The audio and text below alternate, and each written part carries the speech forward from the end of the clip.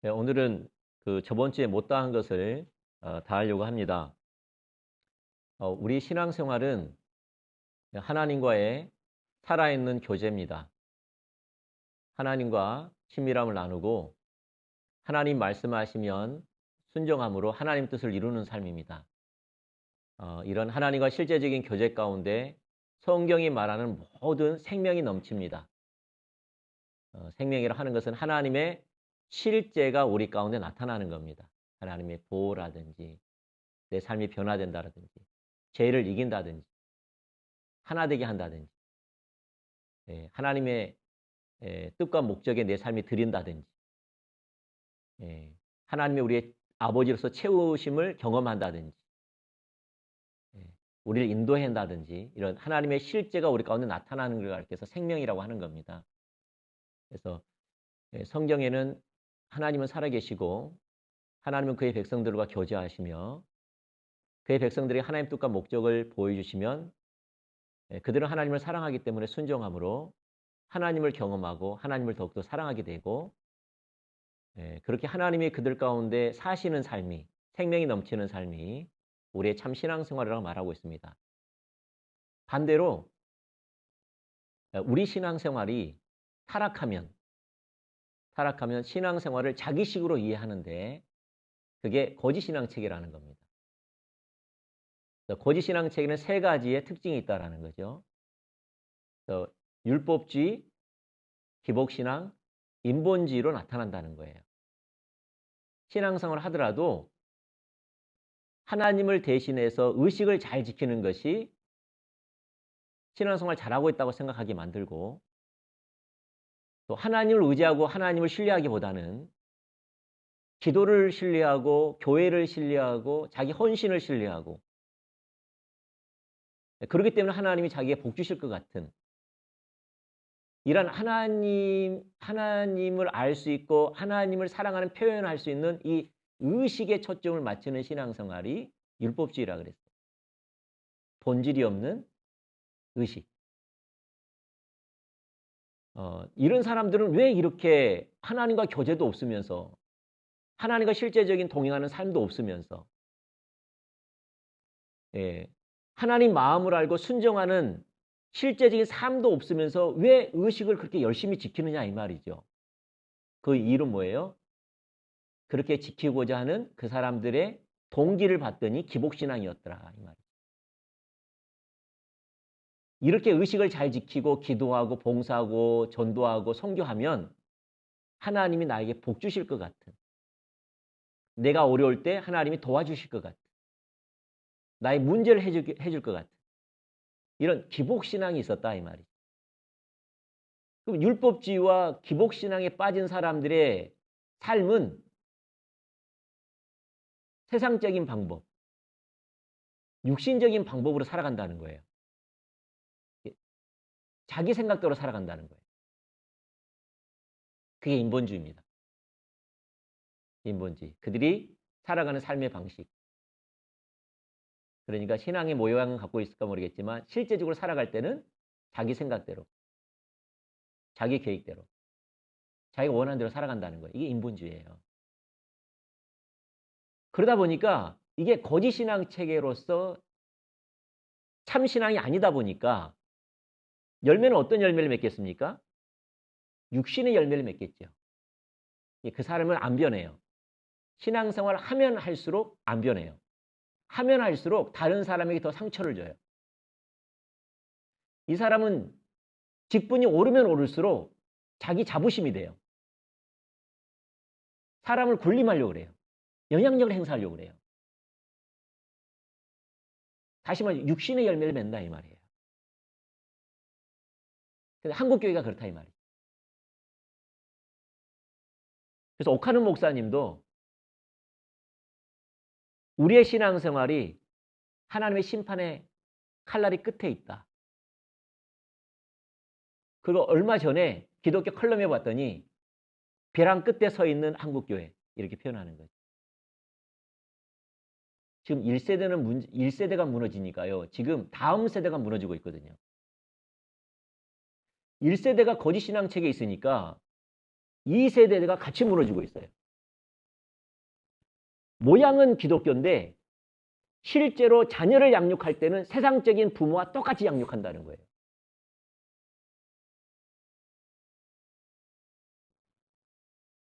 기독교의 부모임에도 불구하고 하나님을 알고 하나님을 사랑하고 하나님을 섬기는 것이 그 자녀의 핵심이고 중심이 아니라 어떻게 하면 좋은 대학 가는가?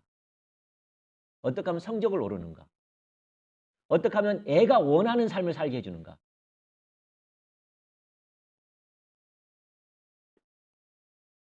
말씀으로 다스리기보다는 자기의 경험과 자기의 바램대로 자녀들을 양육하는 거죠.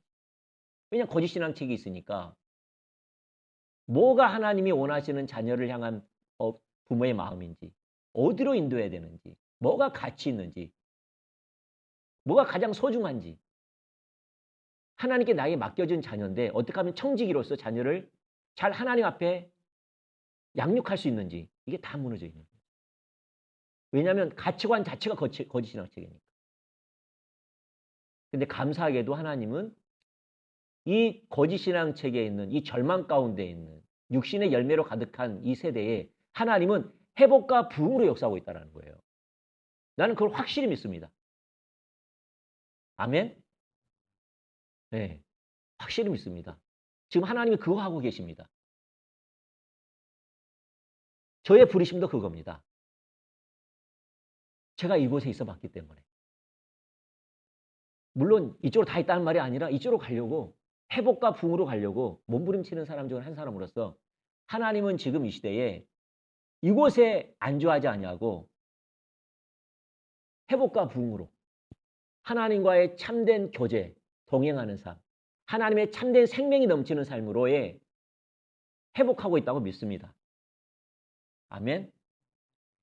그런데 거짓 신앙 책에서 참 신앙으로, 죄와 사망에서 생명과 복으로 넘어가는 게 있는데, 이 한 발짝 넘어가는 게 있는데, 그게 뭐냐? 영적 분별력이라는 거예요. 다시 말해서 하나님의 다림줄, 하나님의 기준을 볼 수 있는 성령의 능력이에요. 왜냐하면 하나님의 다림줄, 하나님의 기준을 자기식으로 이해했기 때문에 거짓신앙책에 빠진 거거든요. 그런데 성령께서 이제 보게 하신다는 거예요. 하나님 말씀하신 우중우도 그대로 말씀하신 그 목적대로 그대로 이해가 된다는 거예요. 아버지 마음이 같아진다는 거예요. 비춰지고 깨달아지고 이렇게 해야지 회복되는구나. 이게 하나님의 뜻이구나. 이게 하나님의 우중과 의도였구나. 오, 주님, 내 식으로 이해했던 걸 회개합니다. 그리고 이쪽으로 돌아가는 거예요. 이게 뭐냐? 성령께서 보게 하신다는 거예요. 아멘? 보게 하신다는 거예요. 그래서 우리가 저번 주에 살펴본 것처럼 항상 하나님은 회복시키실 때에 하나님의 다림줄을 다시 내리세요. 하나님의 기준을 내리세요. 우리가 얼마만큼 기도를 많이 했느냐, 얼마만큼 금식을 많이 했느냐, 봉사를 많이 했느냐에 따라서 회복시키는 게 아니고요. 우리가 하나님께 나아가면, 찾으면 하나님이 하나님의 기준을 다시 내리세요. 하나님의 다림줄을 다시 내리세요. 내린 다음에 이걸 보고 순종하면 회복되고요. 보고 순종하지 않으면 회복되지 않아요. 아무리 금식을 해도. 아무리 철야를 해도. 아무리 사역이 화려하게 나타난다 할지라도 회복 안 돼요. 아멘? 회복이 안 돼요. 그러면 금식, 기도, 철야 왜 하느냐? 그 다음에 다림줄이 봐야지 그 의미가 있는 거예요. 아멘? 그래서 하나님의 다림줄은 뭐죠? 하나님의 기준이죠. 성경에는 우리 신학과 삶과 사역을 위한 하나님의 기준이 담겨져 있습니다. 그래서 성경을 영어로 캐논이라고 하지요. 우리말로 정경이라고 하는 겁니다. 뭘 위한? 우리의 신학과 삶과 사역을 위한 하나님의 기준인 거예요. 기준. 이게 성경에 기록해 놨어요. 근데 그 성경에 기록된 하나님의 진리를 하나님의 우중과 우도 그대로 볼 수 있는 안목이 영적 분별력이에요. 성령이 주시는 능력이에요. 아멘? 우리 저번 주에 살펴봤잖아요. 그래서 하나님은 항상 영적으로 침체되어 있고 영적으로 어두운 시대에 항상 회복과 부흥으로 역사하세요. 부흥으로 역사하는데 뭘 내리신다? 하나님의 기준을 내리신다. 이 말이에요. 그래서 우리가 저번 주에 살펴본 게 씨 뿌리는 비유였어요. 씨 뿌리는 비유. 씨 뿌리는 비유는 단순히 하나님 말씀을 받는 마음의 자세가 아니에요. 씨는 하나님 나라의 메시지예요. 우리가 저번 주에 예수님께서 해석해 놨잖아요. 씨는 하나님 나라의 메시지예요. 그러니까 하나님의 주권적인 통치예요. 그래서 세례 요한이 하나님 나라가 가까웠으니 회개하라. 하나님 나라는 눈에 보이는 나라가 아니에요. 하나님 나라는 하나님 주권적인 통치예요. 하나님 나라가 왔다라는 거예요. 그래서 하나님 나라의 성격이 뭐냐? 하나님 나라가 오니까 생명이 넘치는 거예요. 그래서 예수님께서 하나님 나라가 왔다는 그 생명이 넘쳤다는 사실을 말씀의 능력과 성령의 사역으로 친히 나타내신 거예요. 귀신이 쫓겨나고 병든 자가 낫고 죽은 자가 다시 살아나고 문둥병이 치유받고 열병이 떠나고 그러면서 하나님 나라의 성격을 보여주신 거예요. 하나님 나라가 왔다. 생명으로 왔다라는 거예요. 그래서 세상이 줄 수 없는 하나님만이 할 수 있는 놀라운 역사를 나타낸 거예요. 왔기 때문에. 이 예수님의 말씀과 사역을 보면서 초청하는 거예요. 그게 씨 뿌리는 비유예요. 이렇게 예수님의 사역과 예수님의 말씀 선포를 통하여서 하나님 나라의 메시지를 전했는데 네 가지 밭이 나타난다는 거예요. 반응의 밭. 첫 번째는 길가밭. 어떠한 말씀, 어떠한 능력을 나타내도 안 받아들여요. 자기 신앙적인 전통으로, 이해로, 경험으로 처음부터 안 받아들여요. 배우자는 자세가 없는 그 당시 종교주의자들. 또 어떤 사람들은 와 권세 있는 하나님의 말씀이로다. 와 이건 하나님 아니고는 어떻게 이런 일이 날 수 있느냐. 깜짝 놀라는 거죠. 그게 돌짝밭과 가시밭이죠. 근데 잠깐 기뻐하지만은 뭘로 인하여서 환난과 핍박을 통하여서 또 세상 염려와 재리의 유혹을 통하여서 다 넘어지는 거예요. 왜냐하면 하나님 말씀대로 살아가면 핍박이 오거든요. 하나님 말씀대로 살아가면은 굶어 죽을 것 같거든요. 굶어 죽을 것 같아요. 그렇게 살아가면은 승진도 못할 것 같고. 여러분 하나님 기준대로 하면 승진할 수 있을 것 같아요? 하기를 축복합니다. 우리 12월 하기 다 축복. 제가 우리 잘 되기를 축복합니다. 진짜 다 잘 됐으면 좋겠어요. 또 못 되면 못 된 대로 또 하나님 뜻이 있고 잘 되면 잘 되는 뜻이 있는데 예, 되면은 또 하나님의 또 세워주심이고요. 안 되면 좀 기다리라는 뜻이고요. 예, 하여튼 모든 게 하나님의 선하심입니다. 협력하여 선을 이루십니다. 아멘. 네, 다 잘 됐습니다. 근데 세상 사람들대로 안 하면 승진도 안 될 것 같고 세상 사람들과 같이 안 하면은 자녀 망칠 것 같고 내 복지도 안 될 것 같고 안 될. 이거 다 하나님 기준대로 해야 되거든요. 그러니까 사람들이 해야 안 해요? 안 해요. 성경에 말한 그대로 안 해요. 왜 그러느냐? 못 봤다라는 거예요. 이 세 가지 특징이 뭐죠? 못 봤다. 근데 좋은 반반 열매를 맺어요. 어떤 열매? 30배, 60배, 100배. 다시 말해서 예수님이 이 땅에 하나님 나라의 사역을 감당하셨는데 그 사역으로의 초청이에요. 누구처럼? 12 제자들처럼. 그랬더니 어떤 열매를 맺어요? 30배, 60배, 100배. 하나님 나라 열매예요. 하나님 나라에 쓰임받는 거예요. 베드로가 업으로 쓰임받는 거하고 12 제자로 쓰임받는 거하고 그 삶이 뭐가 복돼요? 12 제자지요. 그게 열매예요. 하나님 나라 열매예요. 부유하다는 말이 아니에요. 부자 된다는 말이 아니에요. 명예가 주어지고 직분이 주어진단 말이 아니에요.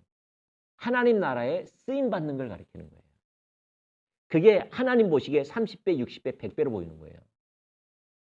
그걸 초청해요. 근데 좋은 밭의 특징은 뭐죠?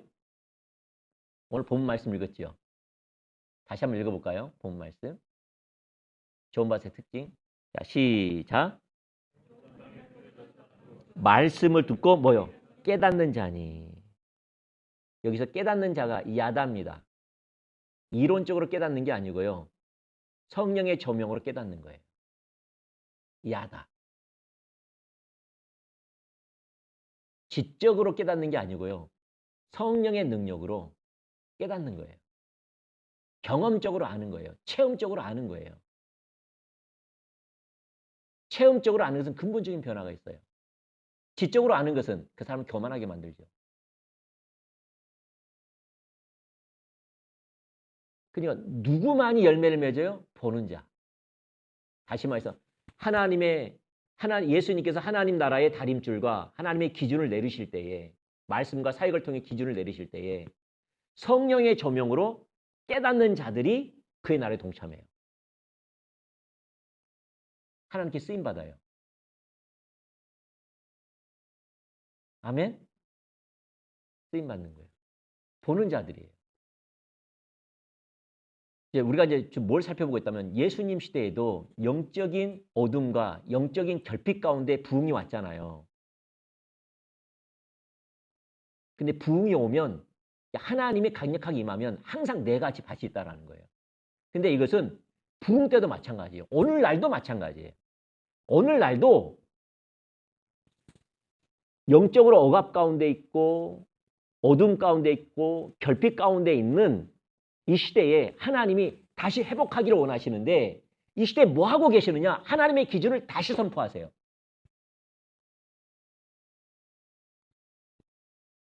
아멘? 자기식으로 거짓 신앙 체계의 이해로 하나님의 기준을 이해하는 게 아니라 성령의 조명으로 하나님 말씀하신 있는 그대로 우증우도 그대로 하나님 뜻 그대로 깨달아지고 순종하는 거예요. 그래서 하나님은 지금 다시 다림줄을 내리세요. 근데 지금도 하나님의 기준이 비춰지면 네 가지 밭이 있다라는 거예요.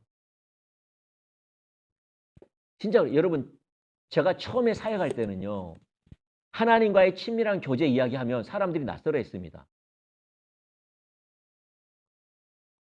우리 신앙생활 하나님과 친밀한 교제예요. 그러면 친밀한 교제 자체가 저를 이상하게 보는 거예요. 들어보지 않는 거예요. 아니 우리 신앙생활은 하나님 말씀하면 열심히 봉사하고 헌신하고 하나님 기쁘게 해드려야지. 그리고 복 받아야지. 이런 말씀이 흔할 때인데 우리 신앙생활은 하나님과의 친밀한 교제입니다. 이렇게 말하면 생소하기 때문에 안 받아들여요. 저 사람 이상한 사람 아니야? 그러더라고요. 지금은 그렇게 해야 하네요. 안 그러죠? 여러분 요즘 우리 다니엘 기도회 하시지 않습니까? 그러면 하나님과 친밀함이라든지 하나님과 동행함이라든지 하나님과 교제라든지 단어 써요 안 써요? 많이 쓰지요. 지금도 마찬가지예요. 하나님의 기준을 내리는데 배우자는 자세가 없으면 자기 경험과 자기 판단으로 자기 전통으로 아예 처음부터 길을 닫아버려요. 이상하네 그래요. 그게 바로 종교주의자들이에요. 예수님 시대의 종교주의자들. 자기하고 다르다고 예수님을 바알세울 짓했다고 공격해버리거든요. 또 이 시대에 하나님의 기준을 내리면 맞긴 맞아. 목사님 맞습니다. 목사님 그 말이 맞습니다. 그게 참된 진리입니다. 우리가 그로 가야 됩니다. 하지만은 안 움직여. 한 발자국도 안 움직여. 안 살아. 왜 안 살아요?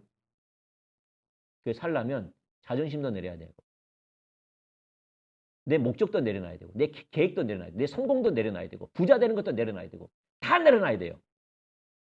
오직 하나님의 영광, 하나님의 뜻이어야 돼요. 근데 실제로 살아가려고 하면 부닥치게 돼 있어요. 세상과 부닥치게 돼 있어요. 여러분 기억하시기 바랍니다. 하나님 나라 메시지는 세상하고 완전 정반대입니다. 그래서 어떤 신학자는 이렇게 말해요. 신앙생활 하고 싶냐? 세상과 정반대의 삶을 살아라. 그게 신앙생활이래요. 그만큼 달라요. 물과 기름처럼. 세상 사람들이 살아가는 삶의 방식과 참된 성도의 삶은 물과 기름처럼 살아가는 방식과 행동 양식이 완전히 달라요. 섞일 수가 없어요. 자기들이 옳은 건데 우리가 다른 걸 말하면 우리를 공격하는 거예요. 세상은. 세상은 거대하거든요. 그래서 타협하고 자기를 변호하면서 핑계를 대면서 신앙생활을 하는 거예요. 주님 아시죠? 주님 아시죠? 그게 돌짝바다하고 가시밭이에요. 문제는 뭐냐? 하나님의 뜻이 안 이루어진다는 거예요. 예수님의 삶처럼, 제자들의 삶처럼 기독교 역사상 믿음의 사람들이 살았던 삶의 열매들이 하나도 없는 거죠. 하나님을 나를 이 땅에 왜 태어나게 하셨는지, 오늘 나를 왜 부르셨는지, 나를 지금 어디로 인도하고 계시는지, 이 시대에 어떤 일을 하고 계시는지, 내가 지금 그 뜻을 위해서 내가 어떻게 쓰임받고 있는지, 어디로 처참하고 계시는지 전혀 모르는 거예요.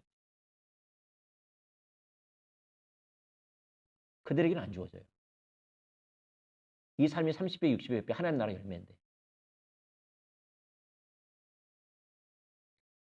그래서 여러분 그 로이드 존슨 목사님 아시죠? 여러분 담임 목사님 서재에 가면은 로이드 존슨 목사님 책은 다 갖고 계실 거예요. 안 갖고 계시면은 좀 갖고 계실 거예요. 아마 다 갖고 계실 거예요. 로이드 존슨 목사님의 그 책에 보면 하나님의 기준, 하나님의 다림줄을 보는 것과 부흥에 대해서 설명해 놨는데 이게 부흥책이에요.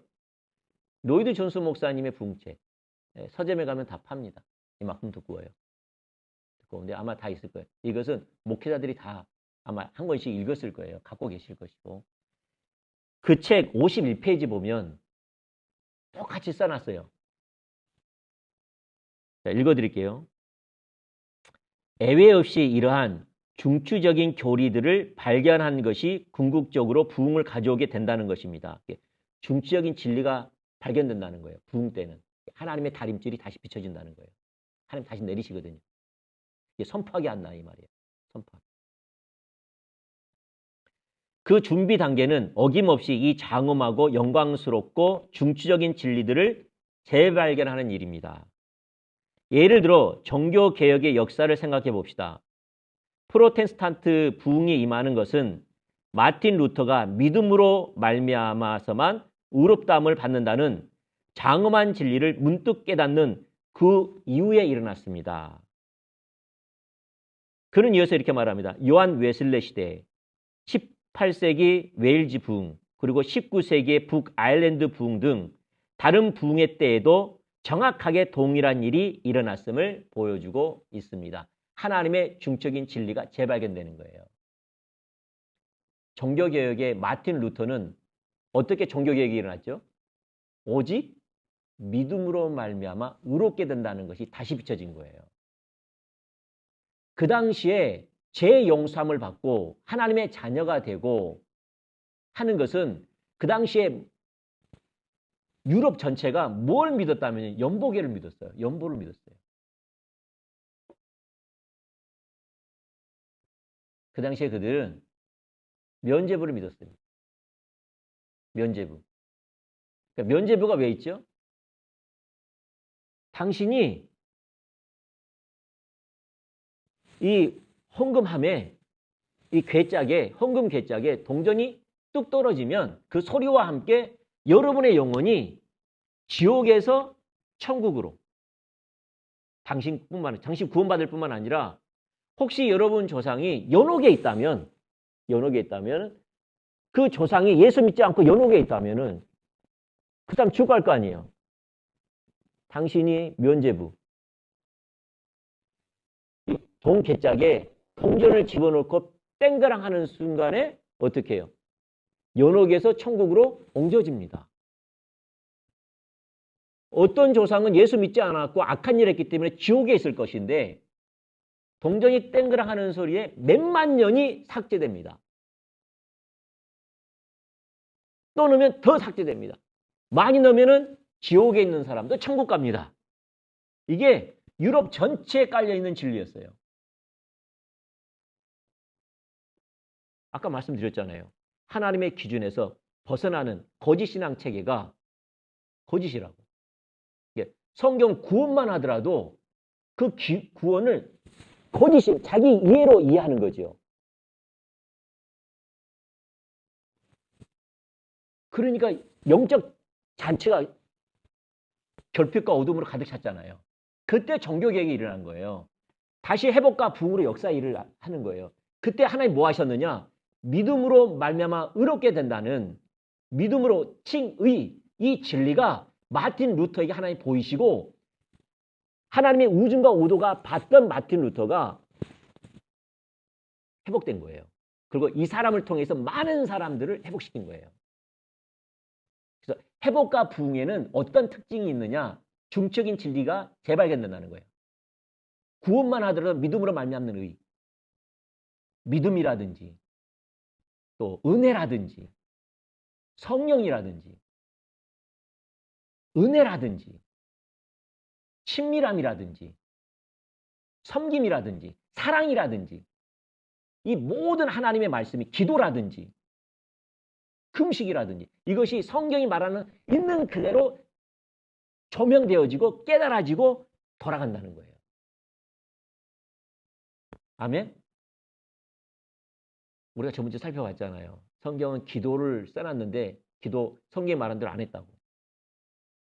금식을 써놨는데 금식대로 안 했다고. 구제를 써놨는데 구제대로 안 했다니까요. 그들은 한다고 생각했는데 하나님 편에서는 안 했다고 보는 거죠. 사대교회 보십시오. 살아있는 명성을 가졌다고 하지만은 실장은 죽은 자로다. 너희 가운데 하나님의 선하신 행동을 하나도 찾아보지 못했다. 그들은 하나님의 기준 가운데 쓰지 않았던 거예요. 그러니까 하나님 심판이 있어요. 이 시대에 하나님이 다시 다림줄을 내리세요. 기준을 내리세요. 아멘? 지금 그거 하고 계시는 거예요. 그거 하고 계시는 거예요. 근데 하나님이 우리 가운데 우리가 올바른 자세와 태도를 가지면 성령을 부으셔서 그 우중과 우도를 알고 회복시킨다는 거예요. 이 시대 그거 하고 계십니다. 그래서 영적 분별력은 부흥과 아주 밀접한 연관이 있어요. 할렐루야. 아멘. 그래서 부흥이 올 때는 인식부터 온다는 거예요. 인식. 어떤 인식? 우리가 신앙생활을 하나님의 다림줄대로 하지 않냐고 하나님의 기준대로 하지 않냐고 내 식대로 함으로 말미암아 신앙은 하고 있는 것처럼 보일까 모르겠지만 다 거짓이었다는 거예요. 그러다 보니까 내 삶에 하나님의 생명은 전혀 없는 어두움과 결핍과 갇혀있고 묶여있고 종되어 있고 세상과 죄를 이기지 못한 육신을 이기지 못하는 처절한 가운데 있는 것이 인식되는 거예요. 여러분 우리가 올바른 신앙생활에 있으면 이게 있겠습니까? 하나님과 올바른 관계 없다라는 반증이잖아요. 맞습니까? 반증이잖아요. 무턱대고 신앙생활 할 게 아니라 이게 가득하다면 아니라는 것을 방증한 거잖아요. 그리고 이대로 계속 가면 신앙생활 나아지지 않는다는 거지요. 맞습니까? 이대로 쭉 가면 신앙생활 나아지지 않는다는 거죠. 계속 이 열매 맺는다는 거죠. 세월이 간다고 해결되지 않는다는 말이죠. 그래서 하나님은 내가 지금 이 자리에 있다는 사실을 처지인식하게 만들어요. 근데 중요한 사실은요. 항상 하나님의 사람들은 자기가 이기고 있는 줄 알아요. 왜냐? 성경이 말하는 하나님과의 진정한 믿음, 은혜, 동행하는 삶. 성경이 말하는 하나님의 사람들이 예수님이 살았던 그 삶과 자기에 비춰보면 한도 끝도 없이 부족하거든요. 그래서 그들은 더 계속 부르짖어요. 그래서 항상 인식 속에 있어요. 아멘? 거짓 신앙체에 있는 사람의 특징은 뭐죠? 여기 있어요. 그들은. 그게 특징이에요. 그래서 인식부터 한다는 거예요. 하나님이 여러분을 회복시키는 특징이 뭐냐? 인식한다는 거예요. 할렐루야. 저는 이걸 보면서 이 시대에 하나님이 그 사람이 일하는가 일하지 않는가를 보는 거예요. 인식이에요. 그래서 로이드 존스 목사님은 부흥이 오는 단계에서 인식의 단계가 첫 번째라는 거예요. 왜냐하면 인식의 단계가 있어야지 하나님의 기준을 찾고자 하는, 하나님의 기준을 보고자 하는 열망 가운데 부르짖는다는 거예요. 하나님께. 하나님의 기준을 보게 해달라고. 하나님의 다림줄을 보게 해달라고. 내가 하나님의 기준을 뭘 잘못 이해했는지, 내가 어디에 떠나 있는지 찾는다는 거예요. 이게 하나의 얼굴 구하는 삶이에요. 그럼 하나님이 성령의 조명으로 보게 하신다는 거예요. 아멘? 그러면 인식이 된 사람이 찾는다는 거예요. 그래서 그 부흥이 오는 단계, 로이드 존스 목사님이 부흥책 2절부터 203쪽에 보면 이런 말이 있습니다. 인식이에요, 인식. 첫 번째, 이러한 일은 언제나 부흥에 있어서 첫 번째 단계입니다. 자기의 처지를 인식하는 것입니다. 이것을 떠나서는 어떠한 부흥의 소망도 없습니다. 그것은 사항에 대한 각성입니다. 사항의 심각성을 인식하는 것입니다. 하나님께서 말씀하시는 것을 적용하여 자기들의 처지가 어떠한 것임을 압니다. 하나님께서 우리 중에서 떠나가시고 또한 떠나셨다는 사실을 압니다. 저는 여러분에게 어떤 부흥에 대한 역사든지 교회사에 일어났던 위대한 영적 운동에 대하여 기록한 것이든지 다 읽어보라고 촉구한 바입니다.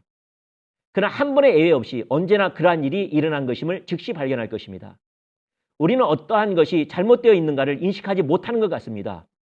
교회의 상태를 시험하는 시금석은 교회를 신약이 말하는 교회상에 비추어 보는 것입니다. 아니면 개혁이나 부흥이 일어났던 위대한 시기나 하나님의 임재와 부흥이 위대한 영적 표정으로 나타나고 하나님의 임재가 교회 가운데 있었던 시기에 교회가 어떤 모습을 취했던가를 살펴보면서 거기에 현재 교회를 상태를 비추어 시험해 보는 것입니다. 그는 우리 영적 상태도 마찬가지. 영성과 하나님을 아는 지식의 차원에서 교회를 평가할 때 어떠한 모습으로 보입니까? 하나님에 관한 지식이 아니라 하나님을 아는 지식, 하나님에 대한 직접적인 체험, 하나님의 임재 차원에서 교회를 가늠해 봐야 합니다. 교회라든지 우리 영적 상태는 뭐와 비교해 보라고요? 성경이 말하는 신약의 교회와 신약에 살았던 하나님의 사람들의 신앙생활과 나와 비교해 보라는 거예요. 여러분 옆에 사람들 말고요. 여러분 술 먹고 담배 피고 자기 마음대로 깽판 부리는 옆에 주위에 있는 크리스찬들 말고요. 그보다 좀 낫다고 해서 내가 신앙생활 잘한 건 아니잖아요. 권사고 장로님이고 그런 삶을 살았기 때문에 나도 그렇게 살아야 한다는 게 아니잖아요. 그게 그 사람들의 표대가 아니잖아요. 비교 대상이. 우리의 비교 대상은 주위 사람들이 아니에요. 우리의 대상은 신약교회예요. 신약교회 때 살았던 믿음의 사람들이에요. 또한 개혁이나 부흥 때에 하나님께 쓰임받던 사람들의 그 다음에 쓰임받았던 교회들과 비교해보라는 거예요. 그러면 여러분 영적 상태와 여러분 교회의 영적 상태의 인식을 하게 된다는 거죠. 우리의 비교 대상이에요. 아멘? 근데 이렇게 인식하는 순간 부흥이 시작된다는 거예요. 오 주여 나가 죽게 되었습니다. 내가 잘못 알았습니다. 내 식으로 이해했습니다. 나는 하나님도 성경도 모릅니다.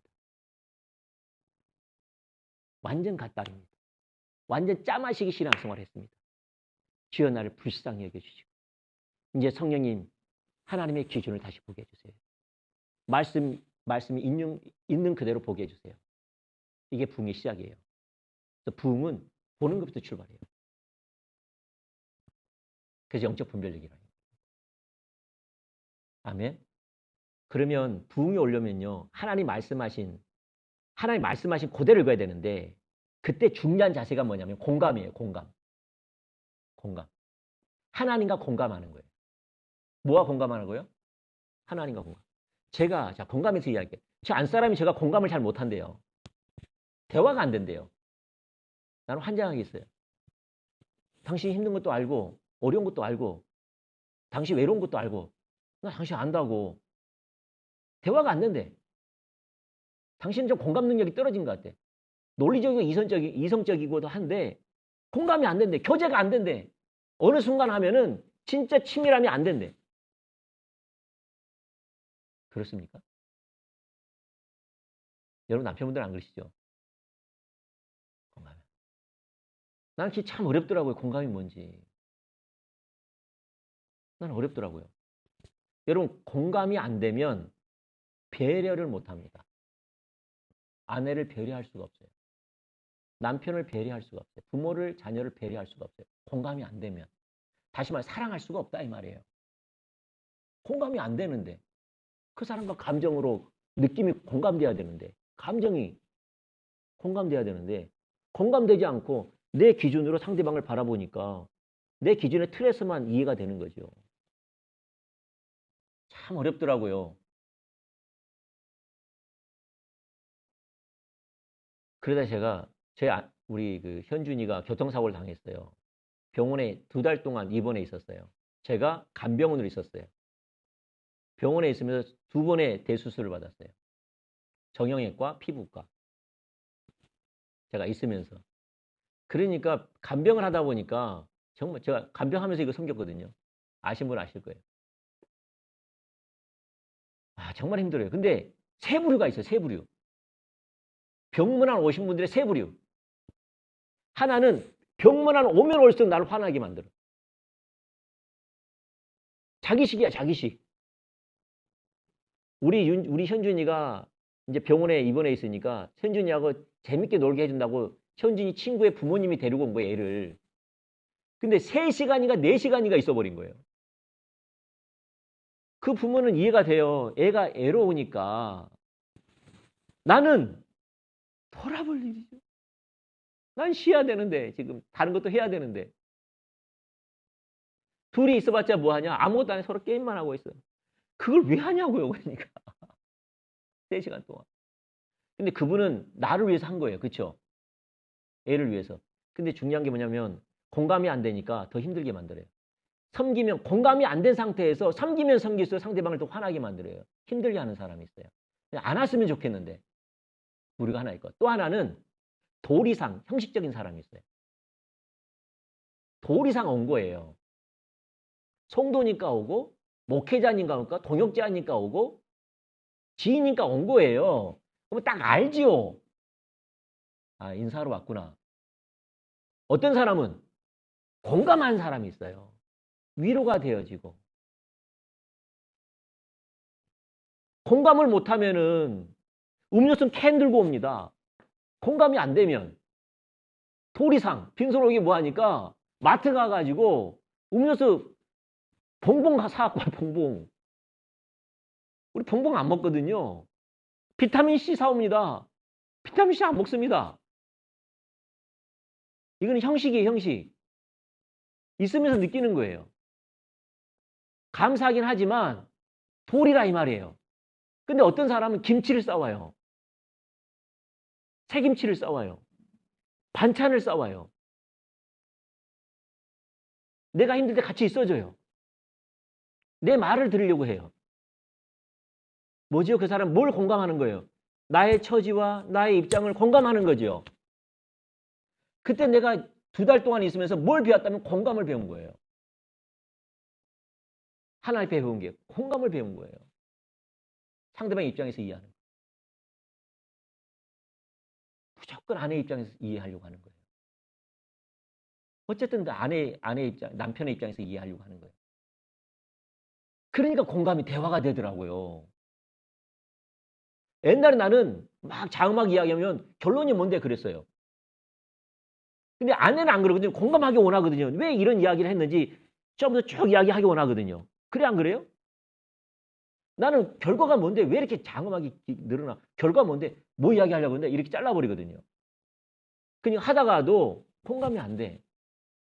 이때는 아니죠. 아 그래서 그 마음이 이거 이야기하려고 하는구나. 그 마음을 지금 막 표현한 거예요. 그때 보이기 시작한 거예요. 저 같은 경우에는. 내가 뭐 이야기한다면요. 하나님의 기준을 보려면 하나님과 공감해야지 보이는 거예요. 내 생각에는 내 처지에는 내 입장에서는 안 보여요. 출발이 자기니까 안 보여요. 영적 분별력은 안 보여요. 뭐 해야지 보인다고요? 하나님의 입장에서. 하나님의 우중과 의도는 뭘까? 하나님의 뜻은 뭘까? 아버지 마음은 뭘까? 왜 아버지께서 이 말씀을 하셨을까? 이렇게 쓸 때 보여요.